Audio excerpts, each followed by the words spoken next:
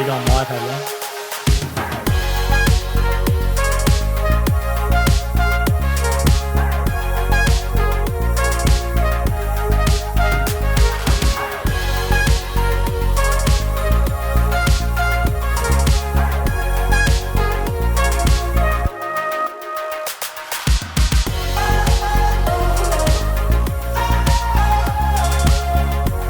It sounds like it's still for the live stream.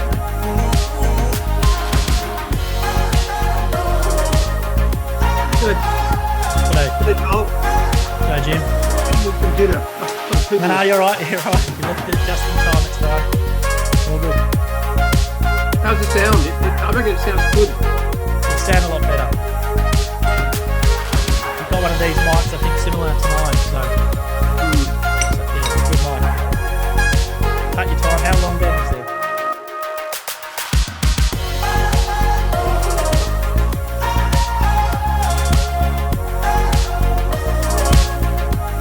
You got the mic there, Jim. Yeah, hold on. Nice. Yeah, blue water is the same one. Yeah, it's good grease. I don't have to film it everywhere. No, yeah, it's good. Yeah, it sounds coming through really well. What time are we going? People arguing.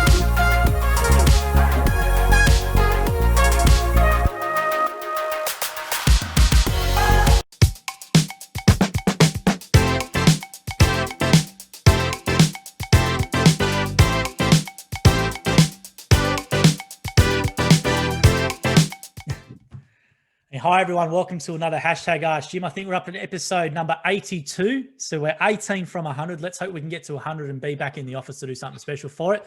So Jim, welcome along and thanks for doing this again every Wednesday night for us. And we've got people tuning in, leaving questions and comments, which is fantastic. And we're going to actually now, what we want to discuss first, Jim, is your appearance during the week for TV. About you've done another letter, and obviously there's some other appearances. Maybe you want to touch on those regarding the dog washing especially. Yeah. Dog wash is a what can you say about it?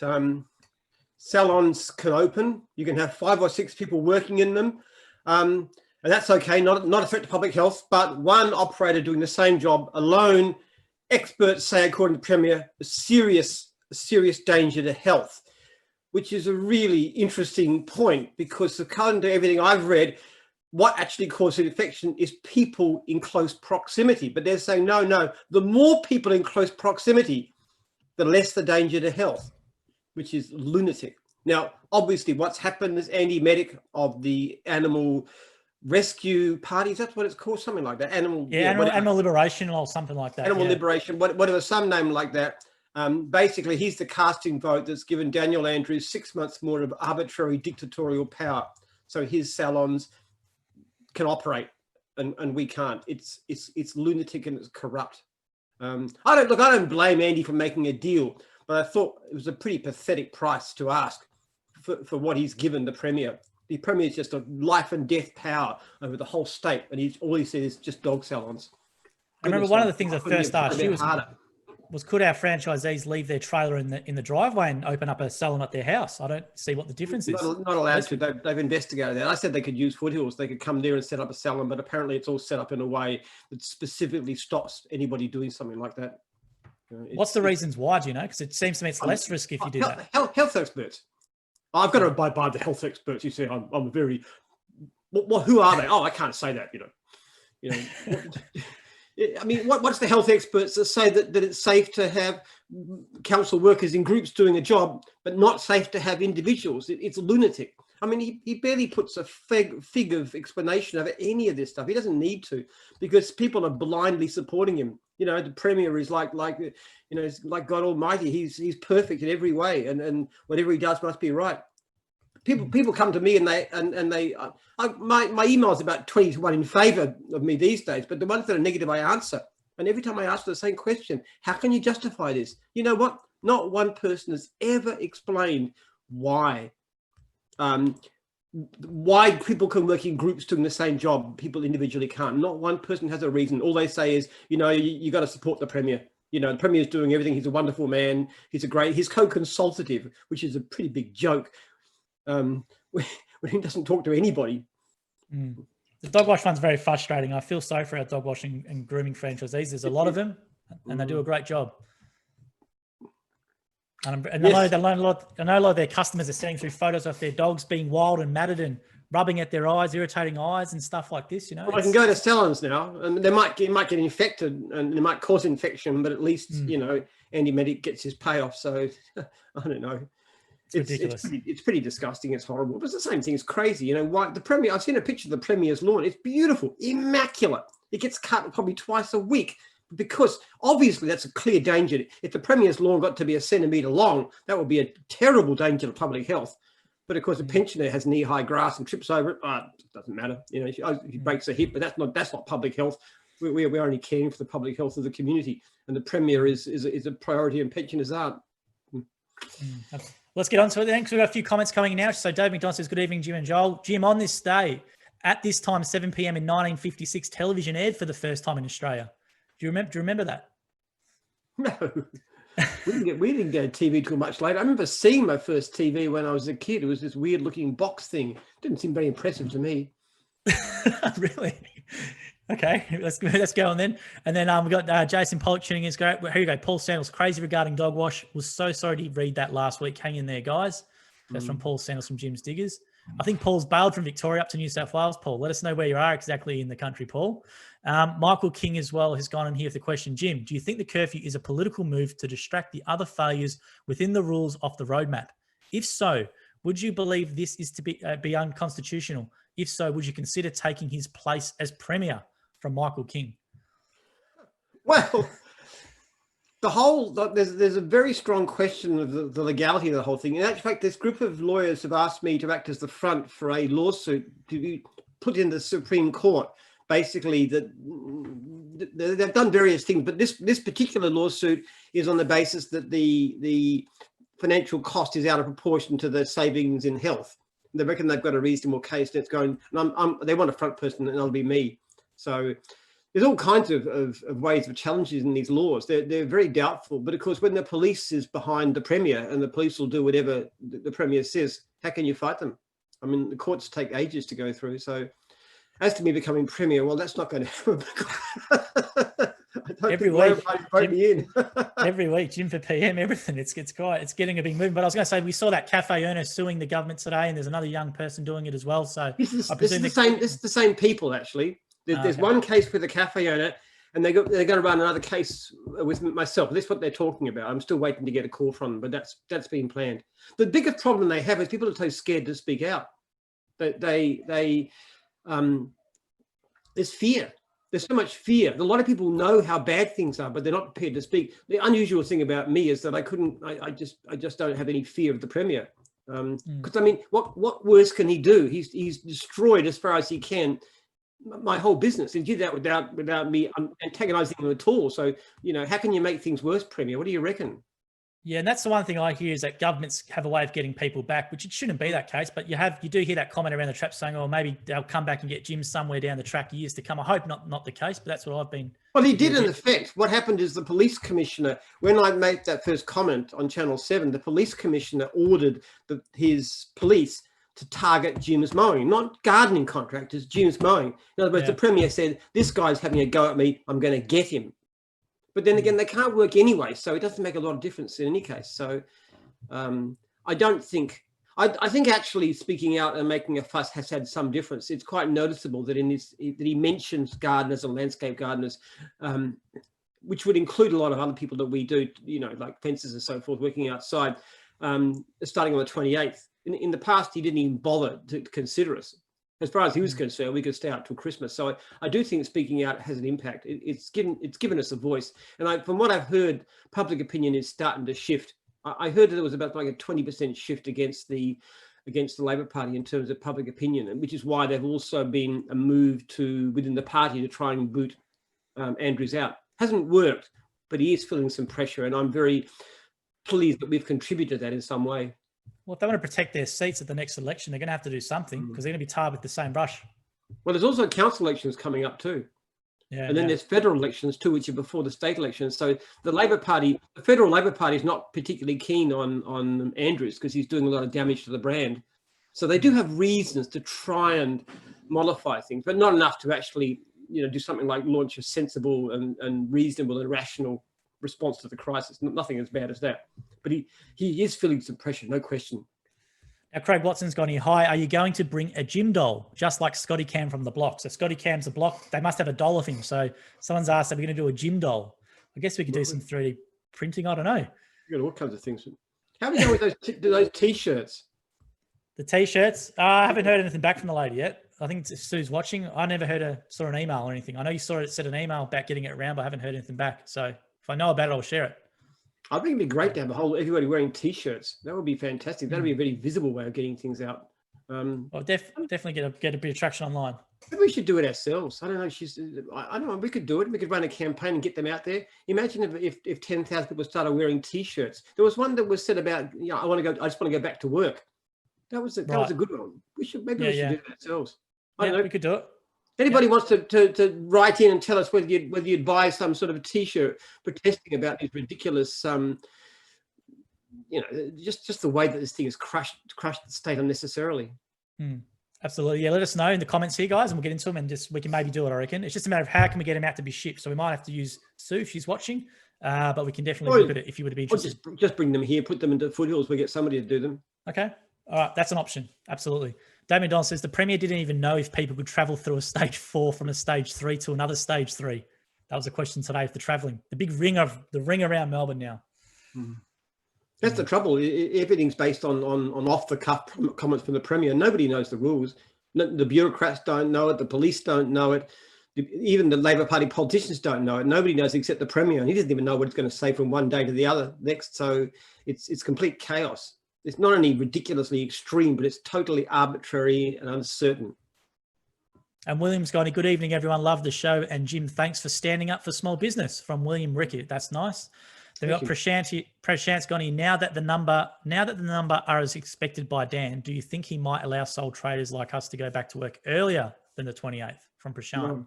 No, not at all. The Premier thinks that he's got to be a tough man. Can't change his mind, can't backtrack anything. That's more important than lives or welfare or anything. That's how I read the guy.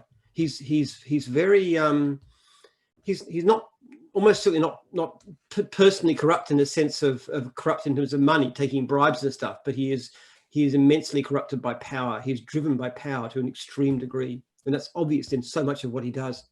And he cannot be perceived to be giving way to anybody. Otherwise, it takes away from his image of power. That's all.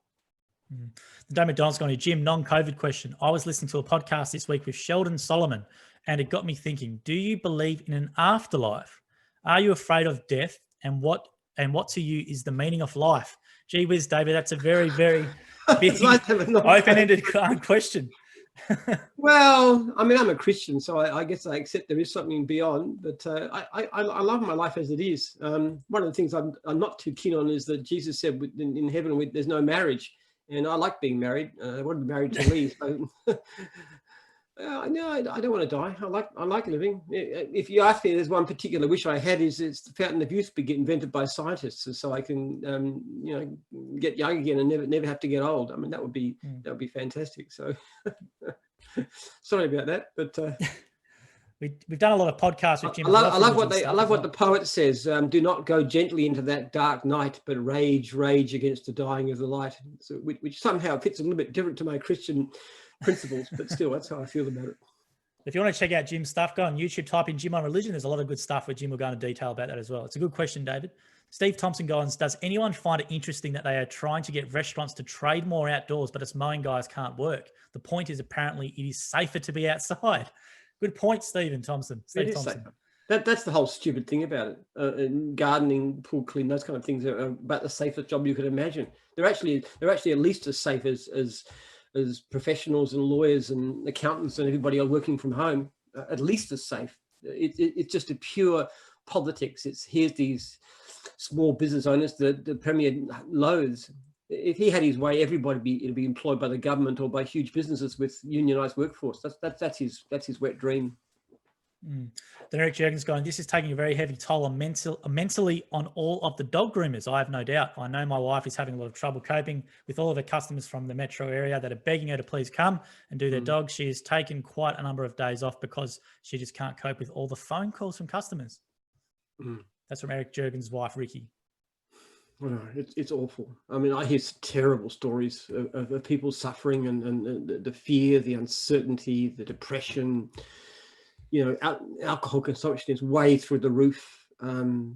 Suicide rates are up 30%. The damage this thing is doing to that community. Look, I would have favoured a moderate crackdown, a reasonable one. But I tell you what, the way it is now, I reckon we should have done Sweden. It would have been better than what we've got now. And he'll never crush this thing. He'll never wipe it out. Once it's out, it never goes back.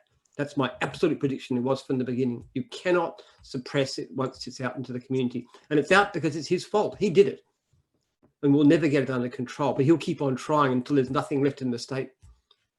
Then Jill Storwall, g'day Jill from Call Centre, goes, I have used a dog groomer for near on 9 years. And even though she is a private studio at home, she rang me today to say she can't even operate during it to being a home business. So now we have animal cruelty to add to the list of Dan's doings from Jill. Yes, it's brutal. It's ridiculous. Okay, all right, let me just go and hear one from Anthony as well for a pretty long name. Perpetual violations under the PHW Act is disproportionately keeping everyone under control. Section 5, 7, 9, 10, 157 are all being violated in a continuous manner. They want to lock us up. Meanwhile, they get to run free to cause chaos. This is from Anthony as a comment. I don't know. I wonder. If it was up to me, I think we'd have wide-scale civil disobedience. I think what's happening is so outrageous. But people are very scared these days. They fear. They won't speak out. They won't speak up against the Premier because they're afraid of him. They won't break the law because they're afraid of the police. And you know, I mean, in general terms, I'm strongly in favour of obeying the law. But sometimes if a law is unjust, I always think of Gandhi and the salt tax, where he led this vast army of. Remember the film Gandhi? Where they actually went to the salt works and these like the Sikhs were armed with clubs, and as each person came up 2 rows, they clubbed them and they fell down and they wore up and they clubbed them again. That was an amazing moral courage. And Gandhi was wonderful. And so I wish we could have some of that moral courage, but we are very timid people these days by comparison to what those guys went through. Well, do you think people are scared because of potential retribution that they might have imposed on their business? Let's say an ATO ordered out of the blue or something, you know what I mean, down the track. Do you think that's one of the reasons why they're not going as hard as they probably should? People are very scared of the Premier. He's been so powerful for so long. He controls so much. He controls the police. He controls, to a large extent, the courts too. It's going to be interesting to see what happens. I hope franchisees watching and independent businesses watching have actually put your claims in for compensation. Now, the interesting thing about that is you can appeal to VCAT.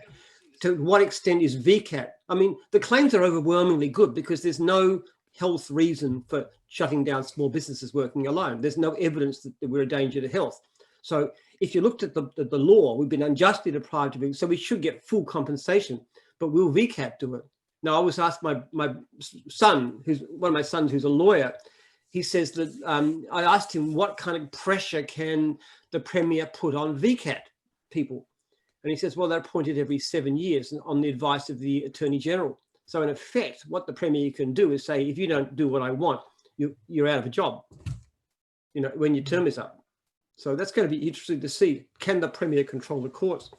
Because that's, of course, when you've got a dictator, and Daniel Andrews is a elected dictator, the two differences are we've got a strong media, at least certain media, that the ABC is totally craven, of course, and they support him. But you've also got the judiciary. Now, to what extent is he able to control the judiciary? We don't know quite that yet. But he's got extraordinary power, much more power than anybody thought possible, what he's doing and what he can do. Well, it might be interesting to see what happens post this, you know, whether there be things changed in, you know, various things to limit powers. I don't know. What are your thoughts on that? Well, I hope so. If anybody's seen our last letter, did you post letter 5, number 5 on YouTube? Yep, they're all on that's basically an appeal to people to contact the Labor members of Parliament and ask them to get rid of the Premier. And you know, I'll offer to go and talk to them. If they change I'll go and talk to them. And I'm not at a war with Labor Party. I just want to see my people fairly treated, and the rest of the economy too. So the best thing any individual can do is to put pressure through the public, pass to everybody you know, and get people to go for the MPs, because they're the only people that can hold this guy to account. And there is a move within the party. The power brokers are very concerned. They're trying to look at getting Andrews out. They know he's toxic. They know he's going to hurt them a lot if he continues. So what we've got to try and do is to help that along. So practical thing is pass the word, pass my letters around, write to your MP, especially if they're Labor. I mean, Liberals would be wonderful. They're on side, and they take my calls these days. I'm very important.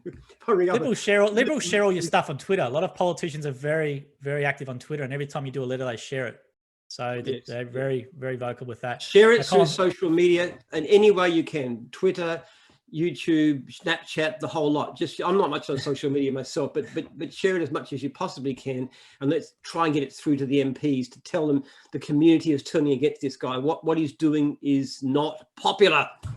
Twitter and Facebook are the two easiest ones for anyone watching. And Jim's nearly up to 2,000 followers on Twitter, so make sure you follow him there. So we've got Colin Harper has gone, in business, it is said to never waste a crisis. With this in mind, what has the Jim's Group done to not waste the crisis? That's a good one, Colin.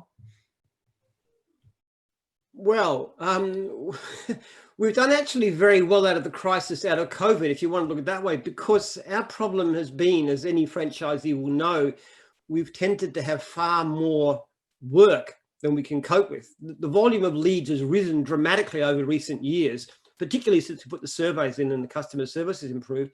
We're not growing as fast as we could because it's been hard to attract franchisees because the economy has been so good. Now, this year, until the crisis, we were doing phenomenally because the work was up, but franchise inquiries are like doubled. So we've got a tremendous potential to grow. So, you know, we're doing quite well out of the crisis in that particular sense. And I have to say, 1,000 times over, I would much rather it never happened, because the pain it's inflicting on so many people is beyond belief, and the destroyed lives and everything else that's going on, terrible things. I know two families of franchisees who've had attempted suicides in the house. These people I personally know about. I mean, what's going on there is shocking. But as Jim's Group, as I said, we're doing okay. We're doing some wonderful things. We've reorganized revamped our divisional support systems, and we're doing a lot better that way. We're starting to actively sell regional franchises interstate for our new divisions, which have got off the ground. We're starting to move those. Jim's Jobs has been launched. It's being tested. It's still got a lot of way to go, but it's going to be the most fantastic program. Even by the end of the year, it'll be really, really good, and it's going to be so much better next year. So there's a lot of really, really good things happening in gyms. In fact, this is one of our most productive years ever. But yes, I just want to go back to work. That's all. And also from the media, Jim's obviously done a lot of good national stuff as well, which obviously we didn't want to do, but Jim was good enough to do it and been pushing it as well. Well, look, in the beginning, a lot of people were very scared of the fact that, you know, we'd be seen as negative. And you do get customers occasionally writing and saying, because of, you know, what Jim said, I'm going to cancel my service. But the overall impression has been overwhelmingly more positive. And I've spoken to people who are expert in this area, and he said, this is the most incredible PR thing you've ever done, I've ever seen. Your image and the image of Jim's has gone through the roof because of this. I would say, you know, many times over, we're going to be benefiting from this. Now, again, I say I don't welcome the crisis. I wish it would never happen. I wish it could go away tomorrow and the economy be back to, but from a PR point of view, it's actually done us a lot of good. Yeah, I think the comments from sometimes in Queensland and stuff, you hear, oh, Jim's is not as well known up here. Well, now they know with the national coverage that Jim's getting. Don't worry, they know now. We've got great support from interstate too. If anybody, people in the state are a bit more supportive than Victoria. People in Victoria are very woke, very timid, very scared. Very woke. Good word, Jim. That's a very young person's word. Well, we're the most left-wing, greeny state in the whole Commonwealth. If I'd emigrate, I'd tell you what, anywhere else but Victoria right now. It's just my family and everybody else, everybody's here. But goodness gracious, it's the worst state there is. I like that. Stay woke. You're picking up the lingo. That's a good one. Daniel Ackey's going, "G'day, Jim. How are you going, mate? Jim, what do you reckon who would win in a punch-on with you and Dan Andrews? If there's any conciliation, I reckon you'd have him. Consolation, you'd have him." Well, he's probably 20 years younger than me, but I think I would. He looks pretty soft and flabby, that guy. I think Jim's got his covered for cardio. I reckon you wear him out in the later rounds, Jim. Yeah, I'm pretty fit. I work physically hard, quite a few hours a week. I do my running and rowing and lots of fast walking and stuff. I think I'd probably wear him out. But having said that, I don't really believe in political violence. I think that I think we've got to get rid of this guy from other means. I do believe in the systems of democracy, even though sometimes you would be very nice to land a big sucker punch into his belly. But I won't do that, even if I could. No violence. Jim Mayweather, look out for it. Ricky Wallace is going, "Jim, you said you had legal advice claiming we could work. So why wasn't there legal action taken by you?" From Ricky Wallace. Yeah, but what happened in the beginning, you're referring to the original stage 4 guidelines that came out, how long ago was that? 7 weeks ago. Yeah, long time ago. Actually said small operators, single operators working alone can work. That was in the guidelines.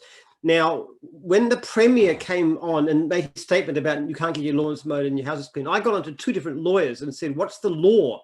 And they said the law is what's in the regulations from the Department of Health and Human Services. They're not based on what the Premier said at a press conference. That is the law of Australia. In that case, if you work, you'd win any appeal because it's the law that you're following.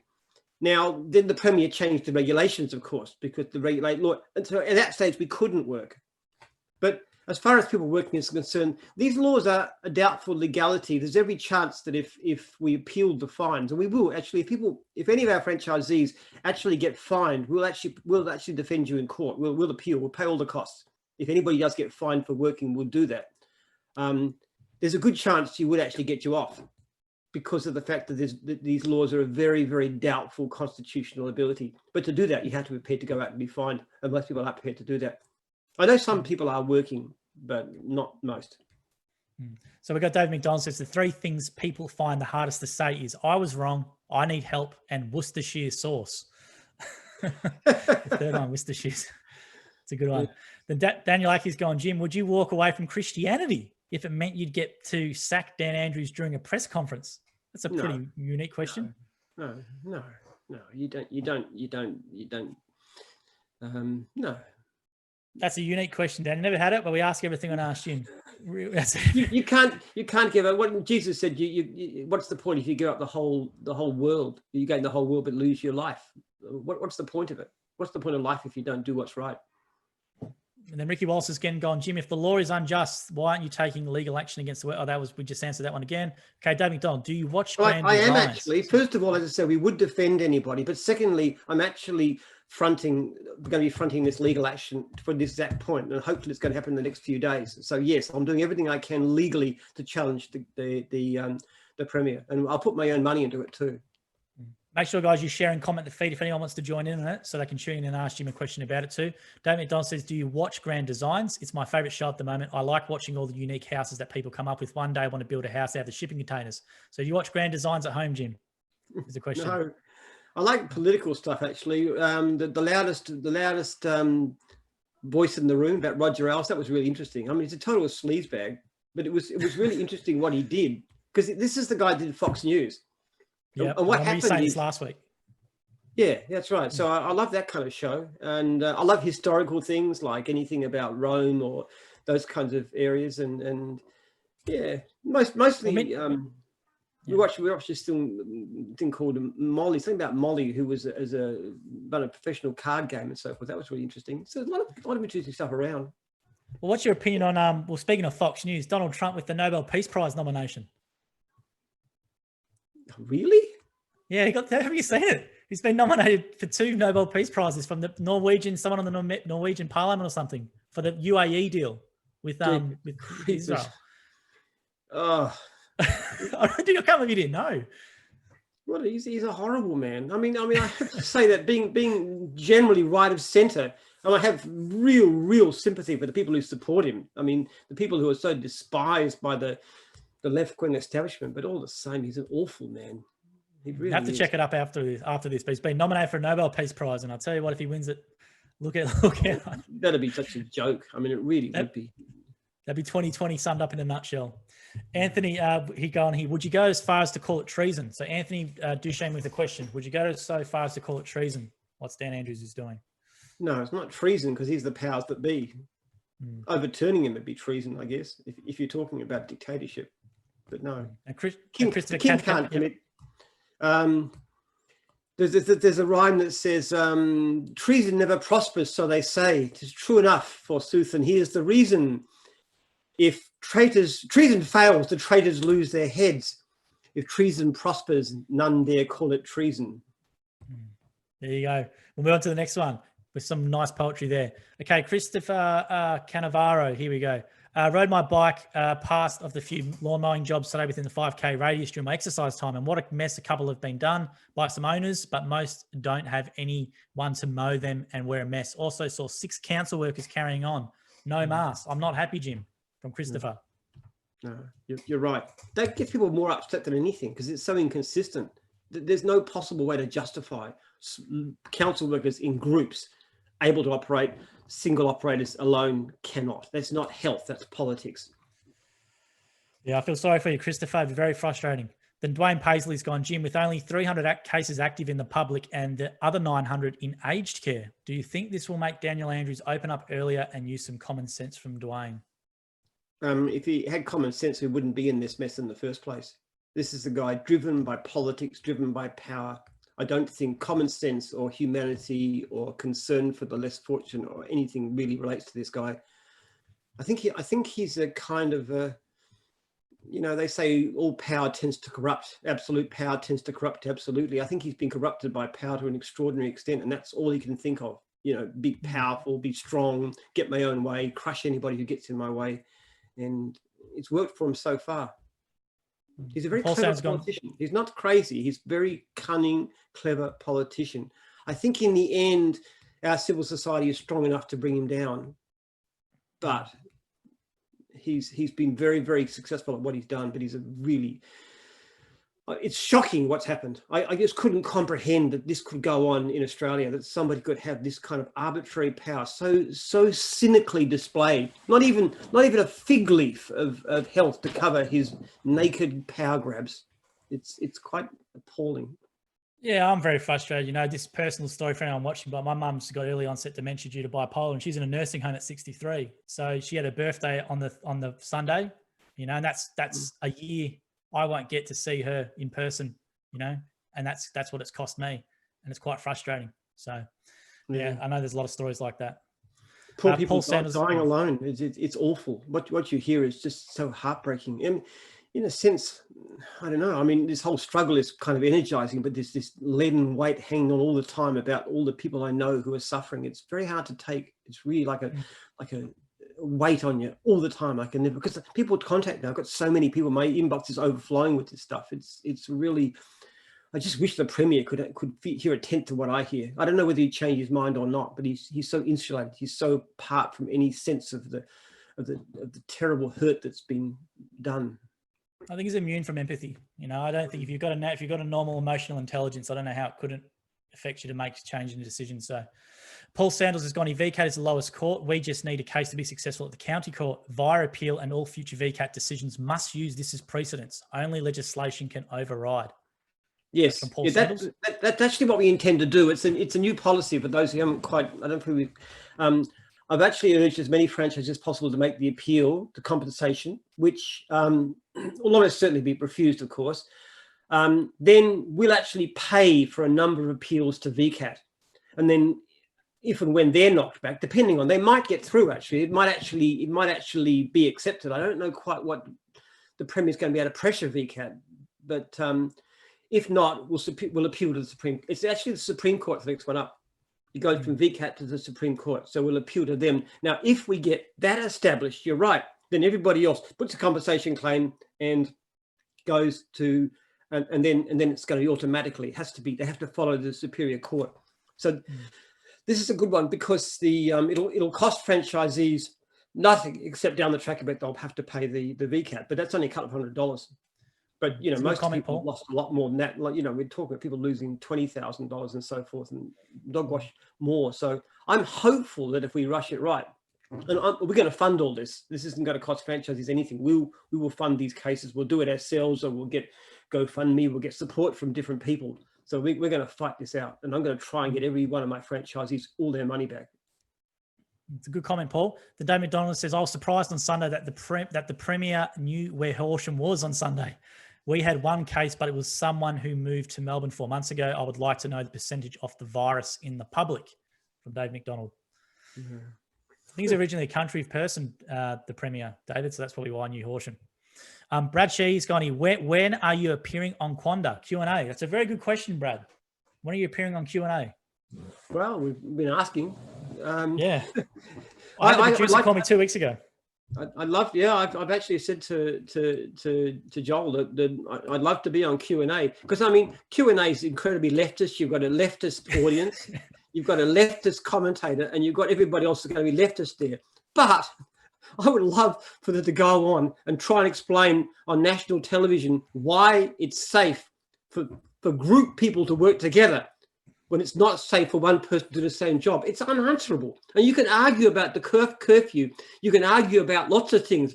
But how can you possibly justify that? I'd love to see these lefties actually explain on national television how this can be anything but a power grab. And I just keep on hammering the point again and again. I'd love to go on Q&A. I don't think they put me on because they don't want anybody who's going to crush their comfortable little left-wing, greeny, you know, love fest. But I'll go and I'll do it. I reached out to him 2 weeks ago, Brad, and the lady called me the next day. And then I said, Jim would be a fantastic guest. And I couldn't get a thing out, and they blah, blah, blah. And they haven't got back to us yet. So I did reach out to him. They did contact me, but maybe they've watched some stuff with Jim and thought, oh, no, I don't know if he would fit our panel. I don't know. I hope not.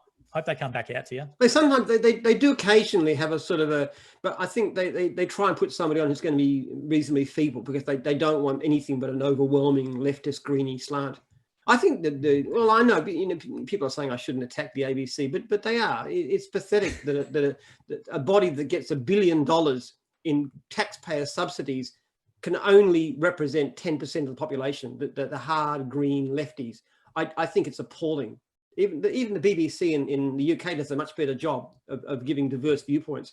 But to the ABC, there's one viewpoint only, and everything else. Reach out. I've got a number. I might give her another call and try and get you on and see what they can do. Try and say, Jim will go with your narrative, then you go on there and just go bang. I reckon that'd be the way to go, because it's live. Yeah, that's right. Get you on. I'd love to do it. I reckon they couldn't answer me. You'd be great, I reckon. I reckon it'd be really good TV. Because I will hammer the points about the inconsistency, the hypocrisy of it, and they cannot answer it.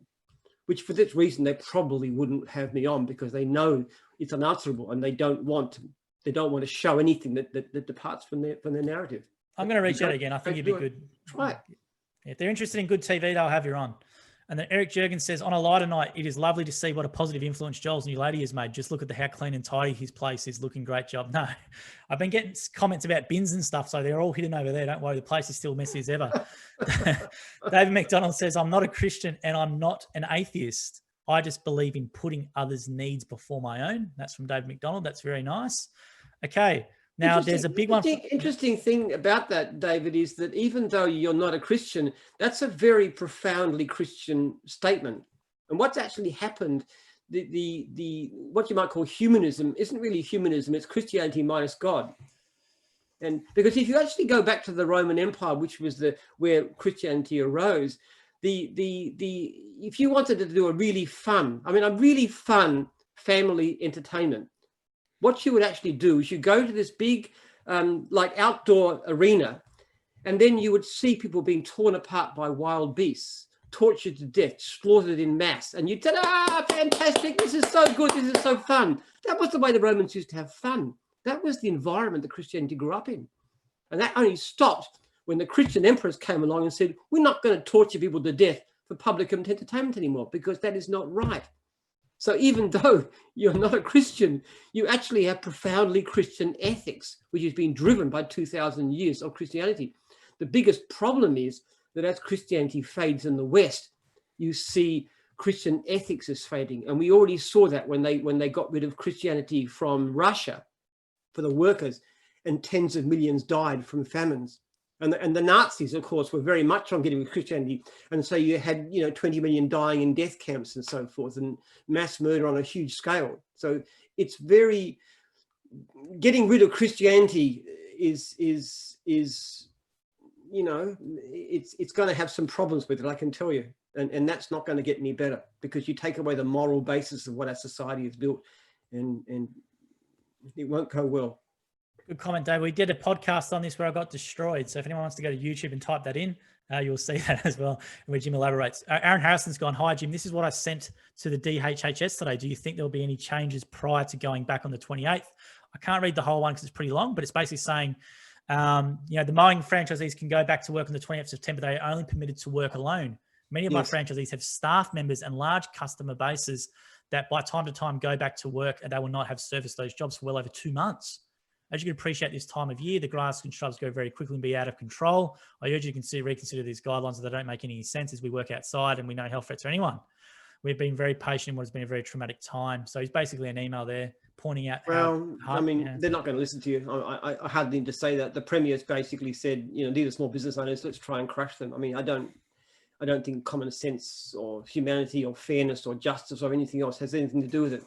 I'm not happy about that. Not at all, obviously. And we're trying to get it changed. That's one reason we're not going to stop fighting, even after the 28th.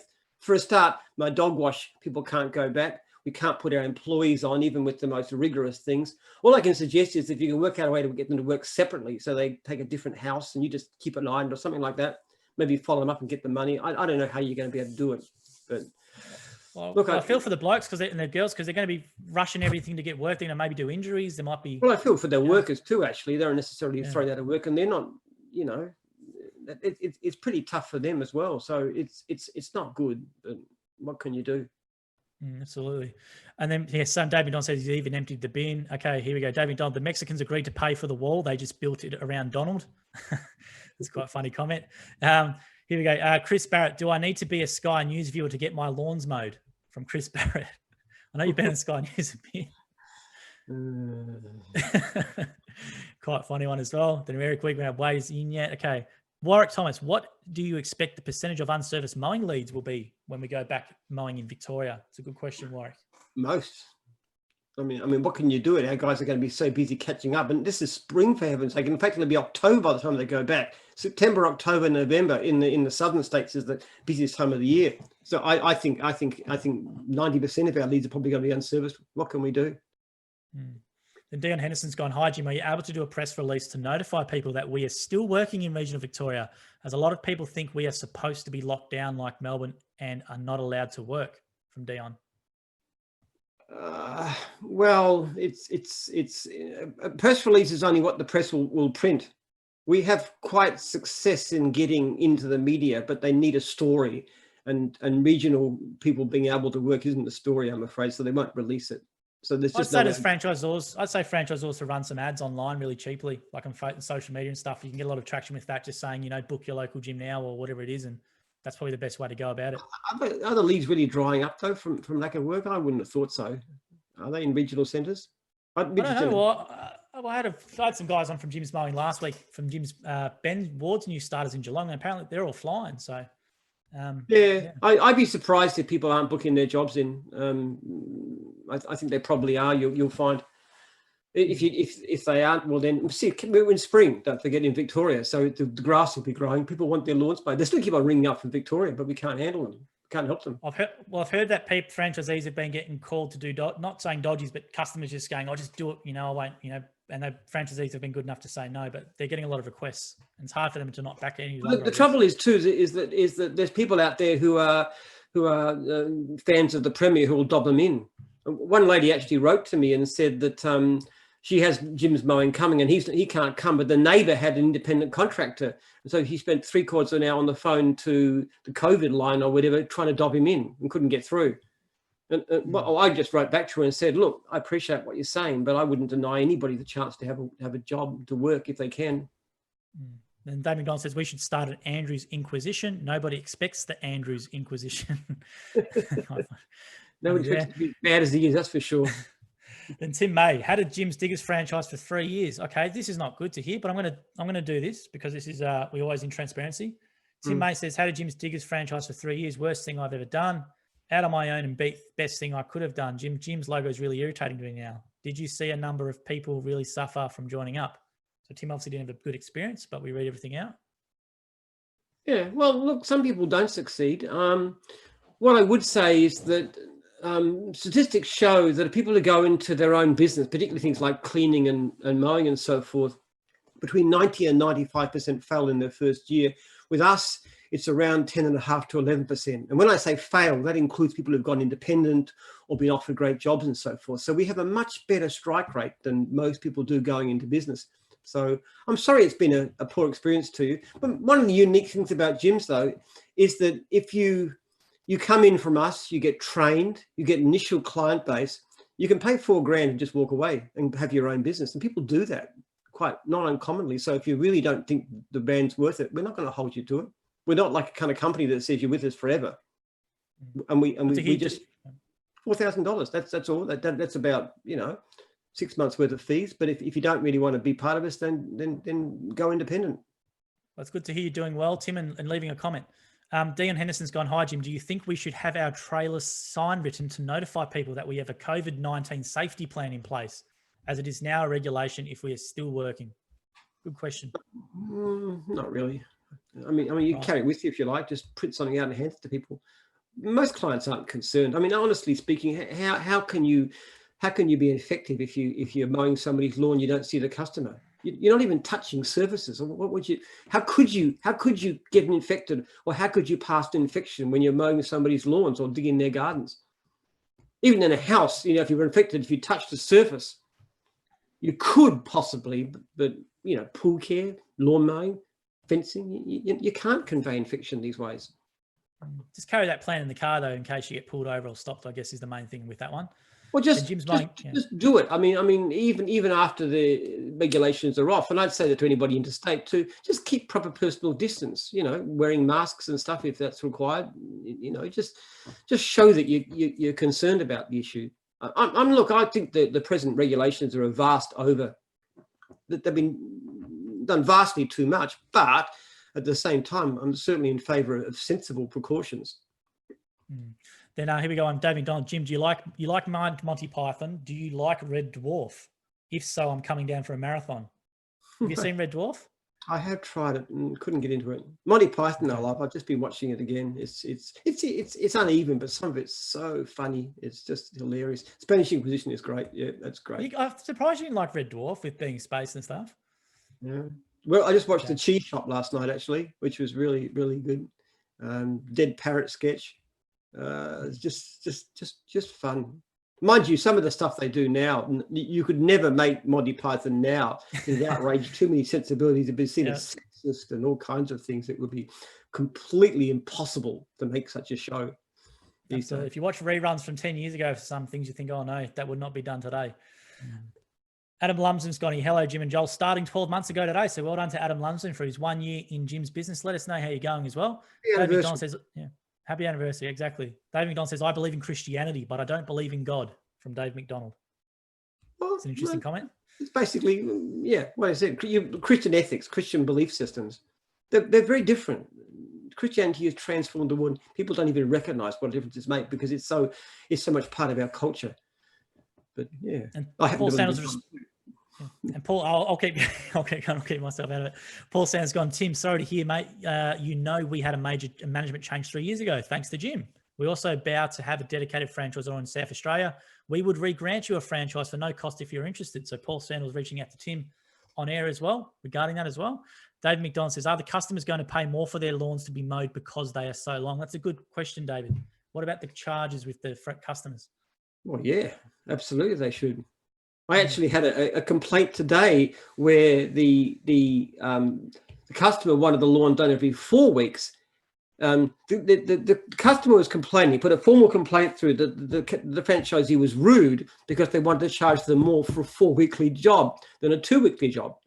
And the franchisee just simply pointed out, well, if 4 weeks, it's going to be longer grass. So I actually deleted the complaint in the bad survey because it was an unfair comment. And I said to them, you did the right thing. Of course you should charge more. Dave McDonald says, most people have been happy for me to come, and many say, take that stupid mask off. I just say it needs to be on in case someone complains. That's different with country people, David. They're a lot more relaxed, I reckon, with these things. Then Craig Watson's gone, hi, Jim. I had a lead the other day and I'm in New South Wales and called the customer within 2 minutes of getting the lead. And when I spoke to the customer, I since found out that she was in Dixon, Canberra, ACT. Will I still have to pay for the lead or not? From Craig. If it's completely the wrong place, no, you shouldn't. That's up to your franchisor though to knock it off. We can't do that. But yeah, that's one reason. Sometimes people, you get a job in Kew, which is KEW, and it's actually CUE in Perth. So obviously, we don't expect you to fly the Nullarbor to do the job. So that would and should be knocked off. And if it isn't, you can email me about it. That's a good one there. We've got Louise Cooper. When can mowing businesses start working again? Generic question there from Louise. Well, 28th. The sole operator's 28th in Metro Melbourne. As of what's the indication now, but goodness knows whether that's going to be the case or not. Yeah, well, and then Louise Cooper's gone again. Do you know if sole trader mobile businesses will be eligible for the 3K grant, Victorian grant? The $3 billion? No. Well, I think there's a 3K grant for sole traders for individuals. I don't know what that is actually. I only know the $3 billion, which is carefully crafted not to give our guys any work. We've sent out to our franchisees in Victoria, all the ones that have been affected, and you get, but it basically applies to things like if you're renting premises and if you've got workers that are on WorkSafe, which doesn't apply to most of our people. Yeah, you're right. And because we had Gary Hertog, who was on 7 News, I think it was on yesterday or the day before. Now we asked him about the grant specifically, and he can't get anything with that. And he's a sole operator. These grants are basically designed to screw small traders. Anything back the individual self-employed person. Anybody else is going to get help before them. That's just the way the whole thing works out. It's totally pathetic. And Martin Pakula was asked that question in the conference. They said, well, what about mum and dad businesses and stuff? He just basically ignored it and said, this is not designed for those businesses. No, it isn't. It isn't. And it is designed to drive those businesses out as much as possible, get everybody into large, wage slaves in large corporations. That's what the Premier would prefer. No question about it. And then Dave McDonald says, I have to mow my own lawns and they are 4 feet long. It keeps raining on the weekend. Jim, can you make Jim's mowing mow my lawn? LOL. Please engage the franchisee, maybe then, David, when you can. Stuart Rainbow says, been a strange year, just hoping we can keep these averages between 30 to 50. Looking forward to the mowing relaunch. Can't wait to hear those mowers humming at 8 a.m. on the 28th. 12 days to go. It's a good attitude. Yeah, me too.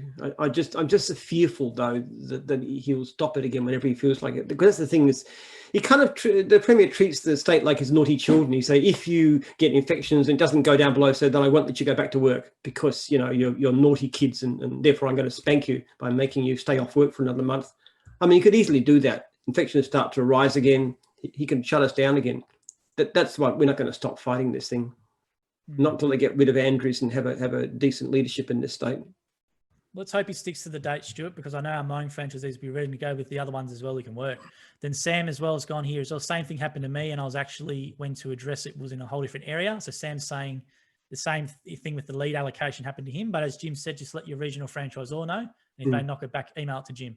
Look, there's 2 cases where you should be able to get you knocked off. One of them is if you're completely in the wrong area. In other words, it's the area you don't service. And the other one, if it's an obvious bogus job in every sense, like wrong email, wrong phone number, wrong everything. If you can, like it's somebody's put a dud lead through, those are the 2 situations you can get knocked off. If it's simply that you ring up after 5 minutes, they've already got somebody else. Sorry, no, that's part of your 15%. So it's very limited. And then Dave McDonald says before, the problem is most people don't have WorkSafe. And then James Steele's going to a good question. If I was a franchisee years ago and walked away, then decide to come back years later, do I have to do the training again? No. I mean, yeah, no, we would never demand that. If you were a good franchisee, we'd welcome you back any time.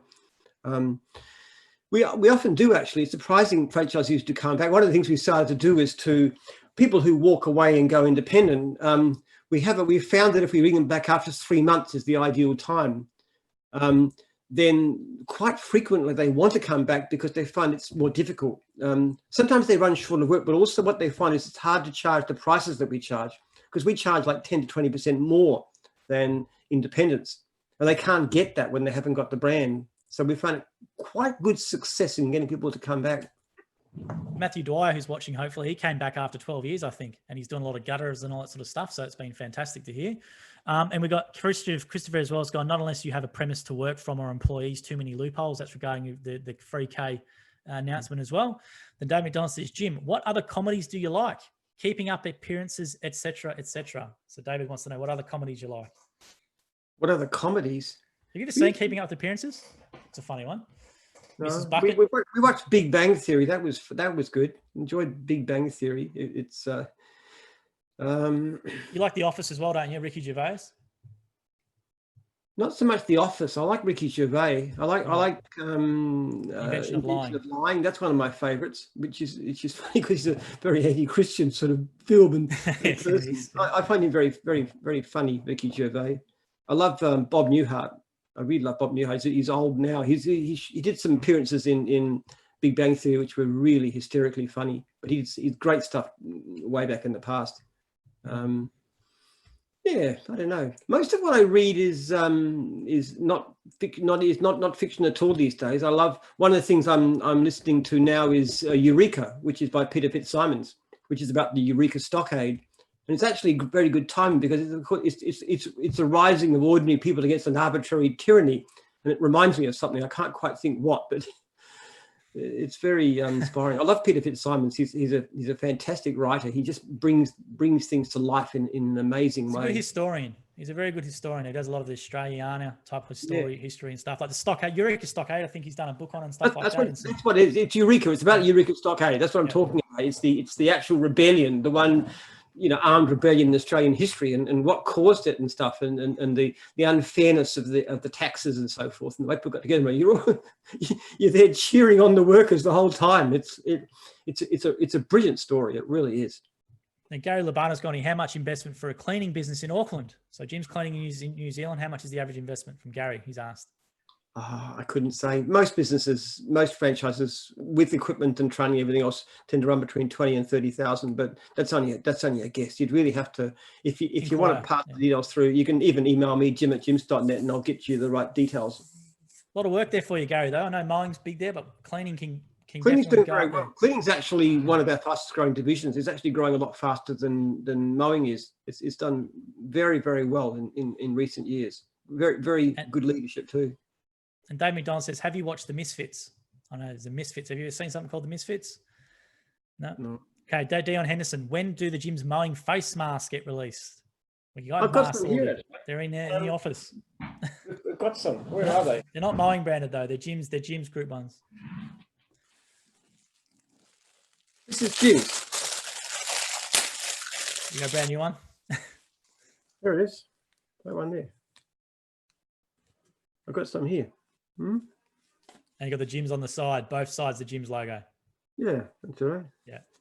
I could roll hold of a bank on this one, hey? So we'll definitely do, and we had them to order, and then we thought we could get in there and post them out, but we can't. Can't get access to the office right now, so it's difficult to get anything out. But I know I'm getting asked for monopolies and everything, and I can't do anything until we can actually physically post the items out. So the shop will be up once we can do it. There's a whole bunch there which we'll have available for order when we can do it. One now, person Sam's got come into the office. Sorry? Could we have one person come into the office and just do all the mail outs? Is that possible? I don't know if we're allowed to, based on the thing. I don't know, because that's why I've stopped the shop online. So get asked a bit, but we had to stop the shop because no one can physically post it at the moment. So we're investigating what we can do. We do have people coming into the office, like they work on the computers and so forth, which need to be done. Yeah, I think that's a permitted industry for the servers and things like that. That was one of them. So yeah, we might have to do it. And then Dave McDonald says, Jim, you could hold up a press conference with that mask. It's kind of funny. Now, Sam's going with the question, how many franchises can be sold in one territory? That's an interesting question from Sam. How many franchises can be sold in one territory? Well, by definition, the territory is one per franchisee, because the territory is your area, your exclusive area of right of first refusal. So you can't overlap it for the same division. If you've got the right to mowing or cleaning or test and take, whatever it is, a job comes in there, you must have it. If you're talking about in a region, which is the wider area, well, it depends on obviously on the size of the region, on also the kind of franchise. Say something like Mowing can have very small territories because there's so much work, whereas a division like trees or has a much larger one because you can't fit as many franchisees in. That's a good question though, Sam. But sometimes you want to have like, let's say with Mowing, Jim, you'd have like Bentley Southeast, Bentley West, Bentley, you know, have one suburb, but you know, multiple times, as you said, with really small territories. When we started off, we used to sell whole postcodes for Mowing, but we had no comprehension of how successful it would be. So there was one guy, what was it, Glenn Camilleri, he got the whole of Ringwood, which was about 10,000 households, had a great business, and then he decided he'd go independent, and he did. And he found it was one of these people, you know, he wasn't nearly as successful as he thought because he couldn't get the same prices. He went with the Grey Army and they said the prices were pathetic. So then he came back, they want my franchise back. And I said, yeah, well, you can have it back, but you can't have Ringwood. You got to have this. Yeah, he had a good deal. He should never have left. But I think he does easy rental, doesn't he? Glenn does easy rental. Yeah, like he's now doing brilliant. He's a great guy. Glenn, he does this easy rentals thing, and he's a great ally of the business, and we're great friends and so forth. But we should have kept Ringwood. It would have been very, very, very, very valuable the longer he held that. If he'd have kept it and split it, it would have been worth a fortune. But yeah, absolutely. Now Paul Jones has gone. Hi guys, Jim, what is your favorite band or music? It's a good question. Bit of Metallica. Mostly Christian songs rather than music as such. I don't even know who says them. Like yeah, I can't even. Your church, right? There's a lot of band playing at your church. At your church, there's a lot of band and stuff, isn't there? Well, my favorite band is my church band. Actually, really, if you think about it, because I just love to go and sing. I think the thing I miss most about the whole crisis is I can't go to church because charismatics we have a very joyful attitude towards religion, which is perhaps different from some people, but just to go there and to sing with your fellow believers and have this great music and this great brand and this, you know, best part of 1,000 people in a congregation, it's just a fantastic, you know, you get very emotional about it. It's a wonderful experience. So it's a bit different from what I grew up with in the old Catholic church. Perhaps not old Catholic church, kneeling down and had the cross on the side, the pretty gruesome things like that, and yeah, that was fully. Ours is very different. There was somebody who actually brought up in a Catholic Maronite church, and he was taken to one of these charismatic services, and he's just looking around. He said, "But what's going on here? And, you know, where's the church? What's that band doing on the stage?" Couldn't really comprehend this was church. It's very different. Our church is a lot like something like Hillsong, which is a great church, but it's also a concert. It's very inspiring. It's very, very emotional. Very. And how would you rate your singing out of 10? Oh, about 2. But that's that's better than what I thought. It's better than 1. That's all right. 2's all right. Well, you're speaking nobody hears you when you're in a big crowd, so it doesn't matter. You know, the Bible says, make a joyful noise unto the Lord. It doesn't have to be musical, it just has to be joyful noise. And it's very joyful. Not very musical, but very joyful. There we go. And question from Liv's gone. Who is or was Jim's role model? Question mark. Who is or who was your role model? And not Mr. Burns. Monty Burns. No one particular person. I learned from a lot of different people. I mean, my father, I suppose, my as much as anything. We didn't get on very well when I was a teenager, especially, but he's a very intellectually engaged man, very strong sense of integrity, very, very strong-willed, determined, very serious-minded. I can remember him sitting in his office study reading Time magazine, which in those days was not the cultural rag it is now. So my dad was pretty much, I learned off my mother too. More than anybody else, they influenced me, I think. Mm. And your mum was on TV. I remember the reporter who came out an interview for Channel 7 said she remembered interviewing your mum. I think it was doing skydiving or something, which was quite. My mother was hitchhiking and skydiving and doing all kinds of weird things in her 80s. She hitchhiked all the way across Canada when I think she was in her early 80s and stuff. So she was quite remarkable, my mother. Yes. Paul Sandals has mentioned Bill Gates, because you do mention Bill Gates quite a few times. That's a good comment, Paul. Yeah. Well, and certainly, if you ask me who I admire in the world right now, it'd be Bill Gates, absolutely. But that's only fairly recent, actually, since the Gates Foundation. I didn't admire him much when he was just running Microsoft, because I mean, you don't like overpaying for software and stuff, and But what he's done now is to contribute the vast majority of his fortune to an organization that's specifically scientifically looking at the best way to help people and save lives, and then using that as an example to others like Warren Buffett. It's an extraordinary thing. To me, he's the man of the century. Honestly, well, his dad passed away today, and apparently his dad was a big influence on that with the philanthropy stuff. So his dad, unfortunately, I think he was like 95 or something, who passed away today.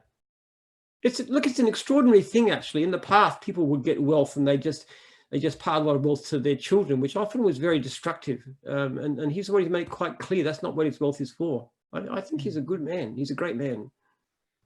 Please don't post on here about microchips or anything he's doing. Please don't. Then Brad Shee's gone. Is there an open forum for franchisees to put forward suggestions and issues in regards to Jim's jobs platform? I've seen a lot of negativity online and reluctance to use the platform. Everyone seems to use an alternative system to organize their day. What happened to the app, Jimbo? I personally would prefer an app for ease of access and usability on my phone. From Brad. Well, Jim's Jobs is an app, and it's a lot better than Jimbo ever was. Look, if you've got problems with it, you can email them to me, jim@jims.net, or direct to infotech@jims.net. Just say what the problems are, and they'll keep in touch with you. They've got a whole team just working on solving things. It's getting better and better and better. I would say give it a go, Brad. I know there's some forums and stuff like that, but just give it a go and see what happens. We're putting a massive amount of effort into improving it, and every week it gets better and it gets improved. And we're taking all the feedback and we're looking at all the issues and we're changing them and changing them and changing them. So there's about 150 people are using it regularly now. So it's starting to get some purchase. And if you used it, you tried it a month ago and you try it again now, you'll see some major differences. I go in myself. I've got it on my phone and I have a look at it and I play with it and say, why are we doing this? And this is so much simpler if we did this. So we're redesigning the interface to try and make it like I looked the other day and we were looking at how you put a job in and you had to click 4 different buttons to enter a new job into your diary. And that, in fact, it's getting changed. So it's only one, just like a calendar. So there's all kinds of things. There was an issue too. I saw them. They developed a video to show you how to put your general ledger, which is how you class your expenses and your income into different categories. And they were showing how to put it on. And I said, that's crazy. If you're mowing, this is your general ledger. You can change it, but why would you? Pre-selected.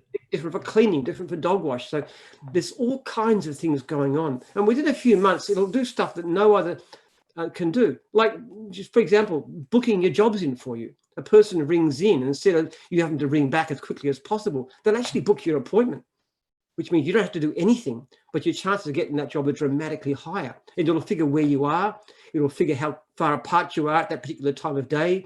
It'll find out from you how much time you've got to spend in getting there, and it'll put it in for you. And that's all you know. You get beep, beep, and suddenly you've got a quote that you've got to go and do.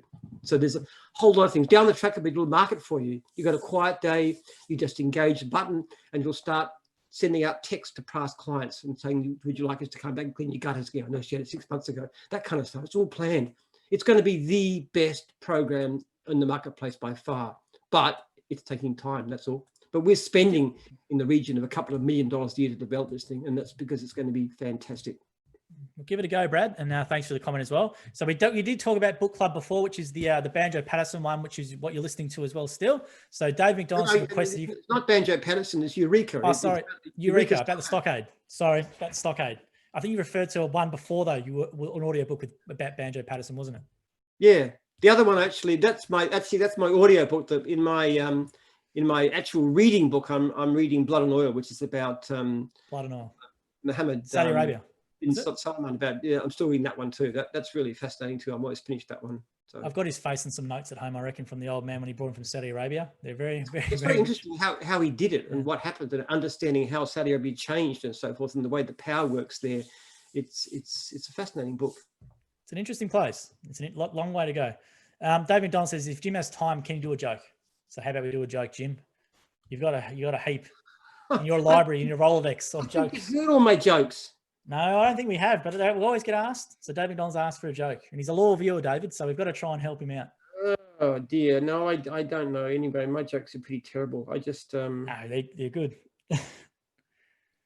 Jim's going for his Rolodex there on the phone with the joke library. I'm sure you've got a few we haven't heard. Yes. Did you hear about the guy who was dying of thirst in the desert? Did you hear that one? No, I don't think we've done the first in the desert. I'm trying to recall. No, we haven't. Go for it. Dying of thirst. People don't do much. Okay, all right. There's a guy who's in the desert, and he is really, really thirsty. He's dying of dirt. He's just in this really terrible desert, and he just comes over to sand dune. He's just about in his last legs, and he sees a guy ahead. He thought, I'm saved. I'm saved. And he staggers up to him just with the last breath, and he said, water. Can you give me water? And the guy says, you want to buy a tie? He says, no, are you crazy?